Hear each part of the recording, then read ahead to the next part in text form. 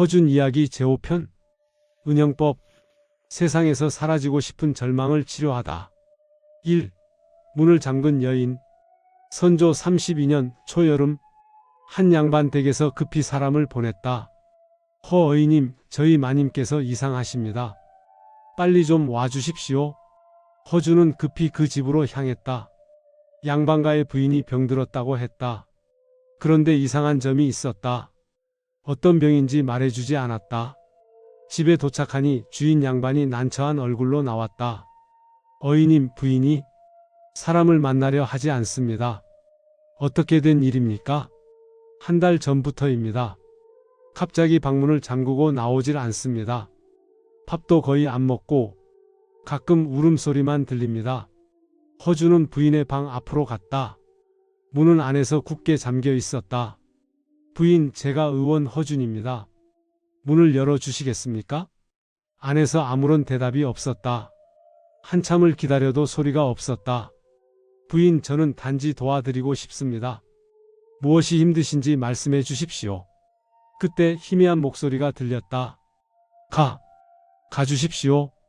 저는 병이 아닙니다. 어떤 고통이든 나을 방법이 있습니다. 저를 믿고 문을 열어주십시오. 오랜 침묵 끝에 문이 조금 열렸다. 허준은 조심스럽게 안으로 들어갔다. 방 안은 어두웠다. 창문이 모두 가려져 있었다. 부인은 구석에 웅크리고 있었다. 얼굴은 수척하고 눈은 생기를 잃었다. 부인, 몸이 어디 아프십니까? 아프지 않습니다. 다만 살고 싶지 않을 뿐입니다. 허준은 가슴이 철렁했다. 이것은 몸의 병이 아니었다. 마음의 병이었다. 보이지 않는 병? 허준은 조심스럽게 물었다. 무엇이 부인을 그렇게 힘들게 합니까? 부인은 고개를 숙인 채 천천히 말했다. 제가 아이를 잃었습니다. 2달 전에 아들을 낳았는데 사흘 만에 죽었습니다. 목소리가 떨렸다. 허준은 조용히 기다렸다. 다들 말합니다. 운명이었다고, 다시 낳으면 된다고. 하지만 저는 제 잘못 같습니다. 제가 뭔가 잘못해서 아이가 죽은 것 같습니다. 부인, 밤마다 아이 울음소리가 들립니다. 저를 원망하는 것 같습니다. 사람들을 보면 저를 나쁜 어미라고 손가락질하는 것 같습니다. 그래서 세상에서 사라지고 싶습니다. 부인은 얼굴을 가리고 울었다. 허준은 깊은 한숨을 내쉬었다. 이것은 우울증이었다. 지금의 우울증이었다. 깊은 슬픔과 자책감이 마음을 병들게 한 것이었다. 부인, 들어주십시오. 아이가 죽은 것은 부인의 잘못이 아닙니다. 하지만 갓난아이는 너무 약합니다. 조금만 잘못되어도 목숨을 잃을 수 있습니다. 그것은 누구의 잘못도 아닙니다. 부인도 아이도 최선을 다했습니다. 부인은 고개를 들었다. 눈에는 눈물이 가득했다. 정말 제 잘못이 아닐까요? 아닙니다. 부인은 충분히 잘하셨습니다. 이제 스스로를 용서하셔야 합니다. 허준은 맥을 짚었다. 맥이 매우 약하고 불안정했다. 기운이 완전히 빠져 있었다. 단순히 약만으로는 안 된다. 마음의 병은 마음으로 치료해야 한다. 3. 은영법을 찾아서. 그날 밤 허준은 의서들을 뒤졌다. 마음의 병을 치료하는 방법을 찾았다. 동의보감에 나중에 실리게 될 은영법에 대한 기록을 발견했다. 세상에서 사라지고 싶어 하는 사람을 치료하는 법이라는 뜻이었다. 의서에는 이렇게 적혀 있었다. 마음의 병은 마음으로 고쳐야 한다. 환자가 스스로 살고 싶은 마음을 되찾게 하라. 그것이 최고의 치료다. 하지만 구체적인 방법은 나와 있지 않았다. 허준은 스스로 방법을 찾아야 했다. 다음 날 허준은 다시 부인을 찾아갔다. 이번에는 약이 아니라 이야기를 들려주러 갔다. 부인, 제가 겪은 이야기를 들려드려도 되겠습니까? 부인은 고개를 끄덕였다. 저는 서자입니다. 태어날 때부터 차별받으며 자랐습니다. 어릴 때는 죽고 싶다고 생각한 적도 있었습니다. 부인이 놀란 얼굴로 허준을 바라보았다. 하지만 어머니께서 말씀하셨습니다. 내가 태어난 것은 의미가 있다. 너는 이 세상에 필요한 사람이다라고. 그 말씀이 저를 살렸습니다. 그리고 저는 의원이 되었습니다. 수많은 사람을 살렸습니다. 만약 제가 포기했다면 그 사람들은 어떻게 되었을까요? 부인의 눈에서 눈물이 흘렀다. 부인도 마찬가지입니다. 부인이 이 세상에 필요한 사람입니다. 부인을 사랑하는 남편이 있고 부인을 기다리는 사람들이 있습니다. 하지만 제 아이는 짧았지만 부인의 사랑을 받으며 갔습니다. 그것만으로도 행복한 삶이었습니다. 이제 부인은 아이를 위해서라도 잘 살아야 합니다.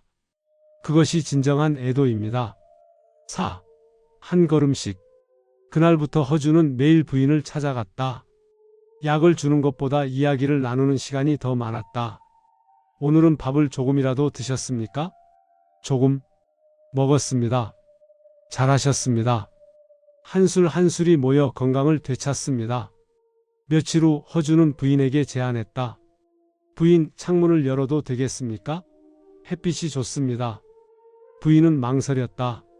하지만 결국 고개를 끄덕였다. 창문이 열리자 따뜻한 햇살이 방 안으로 들어왔다. 부인은 눈을 가늘게 떴다. 오랜만에 보는 햇빛이었다. 따뜻합니다. 부인이 중얼거렸다. 그렇습니다. 세상은 여전히 아름답습니다. 부인도 그 아름다움을 다시 느끼셔야 합니다. 일주일 후 허주는 부인에게 산책을 제안했다. 부인, 마당이라도 나가보시는 게 어떻겠습니까?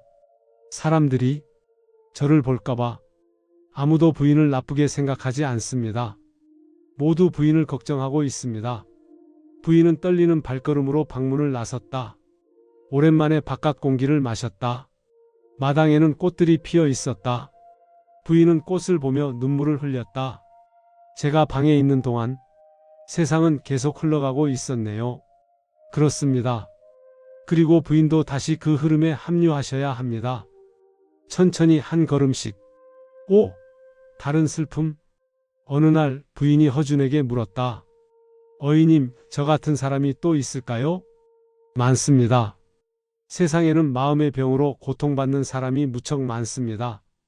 그렇다면 제가 그들을 도울 수 있을까요? 허준은 미소를 지었다. 물론입니다. 부인의 경험은 다른 이들에게 큰 위로가 될 것입니다. 그때부터 부인은 조금씩 달라지기 시작했다. 살아야 할 이유를 찾은 것이었다. 한 달 후 부인은 같은 고통을 겪는 다른 여인을 찾아갔다. 아이를 잃고 슬픔에 빠진 이웃 여인이었다. 저도 아이를 잃었습니다. 그 슬픔을 압니다. 두 여인은 손을 잡고 울었다. 같은 아픔을 겪은 사람끼리만 나눌 수 있는 위로였다. 당신 잘못이 아니에요. 우리 잘못이 아니에요. 저도 이제 알아요. 그리고 우리는 살아야 해요. 아이들을 위해서라도. 허주는 멀리서 그 모습을 지켜봤다. 가슴이 뭉클했다. 이것이 진정한 치료구나. 상처받은 사람이 다른 사람을 치유하는 것. 그것이 가장 강력한 약이구나. 6. 은영법의 완성. 2달 후 부인은 완전히 회복했다. 다시 웃을 수 있게 되었고 사람들을 만날 수 있게 되었다. 어이님, 정말 고맙습니다. 어이님이 아니었다면 저는 부인께서 스스로 일어서셨습니다. 저는 단지 옆에서 지켜본 것뿐입니다. 아닙니다. 어이님이 제게 희망을 주셨습니다. 살아야 할 이유를 찾게 해주셨습니다. 그날 밤 허주는 은영법에 대한 기록을 정리했다. 세상에서 사라지고 싶어 하는 사람을 치료하는 법. 첫째, 환자의 이야기를 들어주어라. 판단하지 말고 비난하지 말고 그저 들어주어라. 둘째, 환자에게 그의 잘못이 아님을 알려주어라. 자책감에서 벗어나게 하라. 셋째, 작은 목표를 세워라. 밥 한 끼 먹기, 창문 열기, 마당 나가기. 작은 성공들이 모여 회복을 이룬다. 넷째, 살아야 할 이유를 찾게 하라. 누군가를 위해, 무언가를 위해. 의미를 찾으면 삶의 의지가 돌아온다. 다섯째, 같은 아픔을 겪은 사람들과 연결해 주어라. 공감과 위로가 가장 강력한 약이다. 여섯째, 서두르지 마라. 마음의 병은 시간이 필요하다. 인내심을 가지고 기다려라. 일곱째, 포기하지 마라. 아무리 깊은 절망도 끝이 있다. 의원이 믿음을 잃으면 환자도 희망을 잃는다. 허주는 붓을 내려놓았다. 이것이 그가 경험으로 깨달은 은영법이었다. 7. 마음을 치료하는 의원. 그 후로 허주는 마음의 병을 앓는 사람들을 더 많이 만났다. 전쟁으로 가족을 잃고 슬픔에 빠진 노인, 가난 때문에 절망한 젊은이, 병으로 고통받다 지친 환자, 그들은 모두 세상에서 사라지고 싶어 했다. 하지만 허주는 포기하지 않았다. 한 사람 한 사람에게 희망을 주었다. 어느 날 한 젊은 의원이 허준에게 물었다. 스승님, 마음의 병은 어떻게 치료해야 합니까? 의사에도 명확한 방법이 없는데. 허준은 미소를 지었다. 마음의 병은 마음으로 치료한다. 약보다 중요한 것은 환자에게 보내는 관심과 사랑이니라. 하지만 그것만으로 충분합니까? 충분하다. 사람은 누군가 자신을 이해해주고 사랑해준다는 것을 알면 다시 일어설 힘을 얻느니라. 그것이 바로 은영법의 핵심이니라. 젊은 의원은 깊이 절을 올렸다. 가르침 감사합니다, 스승님. 허주는 창밖을 바라보았다. 햇살이 따스했다. 이 세상에는 몸의 병만큼이나 마음의 병도 많구나. 동의보감에는 이것도 담아야 한다. 몸과 마음을 함께 치료하는 방법을. 에필로그 보이지 않는 상처. 은영법은 동의보감 내경편에 실렸다. 마음의 병을 치료하는 방법이 구체적으로 기록된 것은 당시로서는 매우 혁신적이었다. 조선시대에는 마음의 병을 귀신 탓으로 돌렸다. 하지만 허주는 달랐다. 그는 마음의 병도 치료할 수 있는 병이라고 생각했다. 그의 은영법은 단순한 치료법이 아니었다. 그것은 인간에 대한 깊은 이해와 사랑이었다. 수백 년이 지난 지금도 은영법의 원리는 여전히 유효하다. 우울증으로 고통받는 현대인들에게도 허준의 가르침은 희망을 준다. 환자의 이야기를 들어주어라. 자책하지 않게 해주어라. 작은 목표를 세워라. 살아야 할 이유를 찾게 하라. 같은 아픔을 겪은 사람들과 연결해 주어라. 이것은 400년 전 허준의 가르침이지만 오늘날에도 여전히 최고의 치료법이다. 마이너스. 독자 여러분께, 우리 주변에는 보이지 않는 상처로 고통받는 사람들이 많습니다. 겉으로는 멀쩡해 보여도 마음속으로는 깊은 절망을 느끼는 사람들입니다. 허준이 가르쳐준 것처럼 우리도 그들에게 손을 내밀 수 있습니다. 판단하지 않고 들어주는 것, 그것만으로도 큰 위로가 됩니다. 그리고 여러분 자신도 힘들 때가 있을 것입니다. 그때는 부끄러워하지 말고 도움을 요청하세요. 도움을 청하는 것은 약함이 아니라 용기입니다. 아무리 깊은 절망도 끝이 있습니다. 시간이 걸리더라도 반드시 나아집니다. 포기하지 마세요. 여러분은 이 세상에 필요한 소중한 사람입니다. 마이너스 제6편에서 계속 마이너스.